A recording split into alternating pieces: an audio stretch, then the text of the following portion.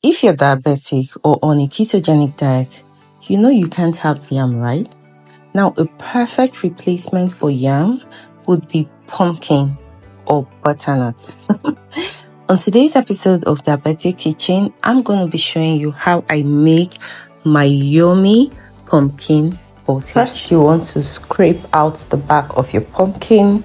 So after that, you're going to cut your pumpkin, scoop out the seeds from the center of the pumpkin, and then cut it into tiny chunks, the size you want in your pumpkin pottage. In a pot, you're going to add some palm oil, add in some onions, add in some washed smoked fish, then add in a tablespoon of tomato paste.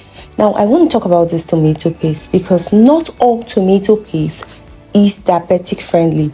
Please read ingredients. I always go for the tomato paste that has just salt, tomato, and water.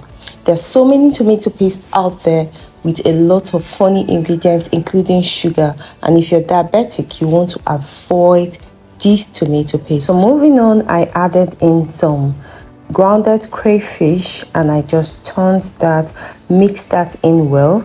Then I added in a bit of water before I added in my pumpkin chunks. So you're going to mix that in nicely and then add in your seasoning. I used my edible seasoning and some salt. Oh yes, don't forget pepper.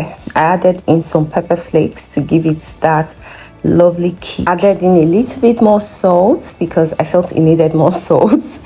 And then yeah, our pumpkin porridge is looking so good already. We're gonna have to cover this for a few minutes. I'm not cooking this with a lot of water. Yes, because pumpkin has no starch. It's not like yam that you put a lot of water and it will absorb it. You don't want your pumpkin to be too soft and you don't want it to be too runny. So at this point, I added in a little bit more water because I wanted it to cook a little bit more before adding in my vegetables. So I'm just going to cover the pot and let it cook for a while. Yes, it's time for our vegetables and I'm using scent leaf for this recipe. Scent leaf just does this thing to elevate your pumpkin porridge. I don't use ugu, but feel free to use ugu if you want. So next we're going to be adding in our scent leaf and our pumpkin porridge is ready. Guys, this pumpkin porridge tasted so good. I promise you would love it if you make it. Everybody would love it. Trust me, even those that are not diabetic would love this meal. So until my next video, guys, remember to make food your medicine and make medicine your food. I'll see you. Bye.